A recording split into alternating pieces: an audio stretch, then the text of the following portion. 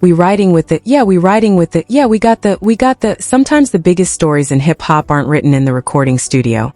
They are written in the cold, hard ink of unfinalized divorce papers, desperate social media reposts, and the kind of blinding glare that only comes from a brand new Corvette and a whole lot of public deflection. Tonight, the internet is officially melting down, and the receipts we just uncovered are about to set your timeline on absolute fire.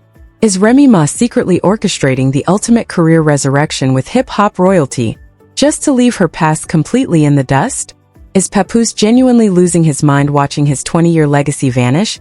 Or is that infamous $1.5 million ghost finally coming back to collect what's owed? And wait until we talk about Claressa Shields, because honey, the drama just crossed over from the studio right into the boxing ring, and a hungry underdog named K. Scott is ready to pull the ultimate plug on the entire circus. We are talking about hidden tension, alleged fake AI cover-ups, and body language so incredibly stiff it could break a camera lens. Welcome back to Tea with Sienna, where the tea doesn't just simmer. It burns, the receipts are always laminated, and we do not do sugarcoats, fairy tales, or free passes. If you are addicted to the absolute chaos of celebrity culture, hip-hop politics, and the type of entertainment updates that publicists pray never get leaked, you need to smash that subscribe button right now. Buckle up, because we are stripping away the PR lies and jumping straight into the absolute madness. Now let's strip away the polished public relations narratives and dive straight into the absolute epicenter of this cultural meltdown, because what is happening behind the scenes of Remy Ma's massive career pivot is far more calculated than anyone is letting on. Tonight, the historic Beacon Theater in New York isn't just hosting a concert. It is serving as the ultimate staging ground for a complete reputational rebirth. We all saw the official announcements flashing across social media confirming that Remy Ma is stepping onto that stage as the crowning special guest for Rick Ross's grand orchestral residency. On paper, it looks like a beautiful high-class celebration of a 20-year legacy, complete with live violins, upgraded symphonic arrangements, and a legendary catalog being given the royal treatment. But if you know anything about the cutthroat nature of hip-hop politics, you know that moves this monumental are never just about the music. They are about positioning, power, and optics. For months, the industry whispers have been getting louder regarding the deep, unspoken tension that used to exist between Remy and Rick Ross over aborted projects, conflicting business allegiances, and behind-the-scenes power plays that threatened to derail her momentum after her time away. Yet, suddenly, those old issues have magically vanished into thin air, just as Remy prepares to celebrate the 20th anniversary of her own debut album. It makes you wonder what kind of intense, closed-door negotiations took place to facilitate this sudden alliance, and more importantly, who is being intentionally left out of the winner's circle. The internet went into an absolute frenzy the moment those promotional clips started circulating, but the real investigative work began when sharp-eyed viewers noticed that the energy surrounding this comeback felt incredibly weaponized. Remy has been moving with a level of quiet, chilling precision that completely contrasts with the loud, chaotic energy of her past eras.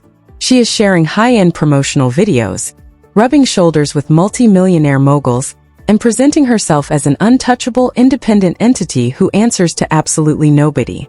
But as any seasoned commentator will tell you, a sudden surge in luxury branding usually indicates a desperate need to overshadow a lingering, messy reality. While Remy is busy curating a narrative of elevated success and musical royalty, the ghost of her past is actively haunting the timeline, refusing to let her sail smoothly into this new chapter. The streets are talking, and they are pointing directly at the massive disconnect between Remy's high-fashion, orchestral future and the gritty, unfinalized marital baggage she left parked at the curb. Industry insiders are suggesting that this sudden alignment with Rick Ross is an intentional chess move designed to completely dwarf anything her estranged husband could ever put together on his best day. It is a classic Hollywood distraction tactic. Double the budget, elevate the production, and make the performance so blindingly spectacular that the audience completely forgets to ask why the legal paperwork is still sitting and signed on a lawyer's desk. But you see, the true comedy of this entire situation lies in how predictably the other side reacted the very second Remy's name started trend-setting across the globe. Enter Papoose, the self-proclaimed militant husband, who apparently specializes in impeccable bad timing and historical textbook deflections. Just as the hype for tonight's Beacon Theater performance reached an absolute fever pitch, Papoose magically decided that the universe desperately needed to remember his glory days. Out of absolutely nowhere, he dug deep into the digital archives and reposted a 20-year-old freestyle where he bragged about signing a legendary $1.5 million contract with Jive Records. Now let's be entirely real for a second. Nobody wakes up on the eve of their ex-partner's biggest career milestone and randomly decides to reminisce about a financial contract from 2 decades ago, unless they are feeling completely and utterly eclipsed.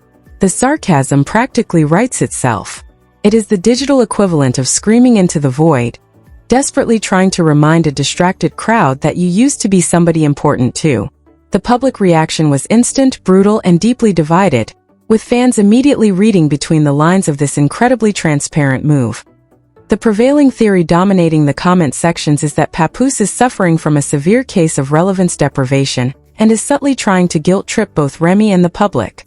Anonymous sources close to the circle have hinted that Papoose still harbors an immense amount of unaddressed resentment regarding how that specific $1.5 million bag was dissolved. The word on the street is that a massive, overwhelming percentage of that historic contract was systematically drained just to keep Remy's life, legal defense, and comfort intact during her lengthy prison sentence. From his perspective, he didn't just lose a wife for those years. He sacrificed his absolute peak financial earning era and threw his own career momentum into a meat grinder to maintain a kingdom for someone who eventually walked away. By throwing that specific number back into the public consciousness right as Remy stands next to a certified hip-hop billionaire like Rick Ross, Papoose is trying to force the audience to calculate the cost of his loyalty. It is a desperate bid for sympathy, wrapped up in a vintage freestyle rapper, designed to make Remy look ungrateful while he plays the role of the forgotten martyr. But the plot takes an even more chaotic turn when you realize that Papoose isn't just looking back at his old financial receipts. He is also actively trying to construct a brand new, highly questionable public romance to prove he has moved on. The internet completely lost its mind when world champion boxer Claressa Shields posted a glamorous photo of herself flexing inside her brand new Corvette, only for Papoose to immediately hijack the moment. He reshared the image to his own massive platform, tagged her directly, and added a coy, flirty caption joking about how she always manages to keep him laughing.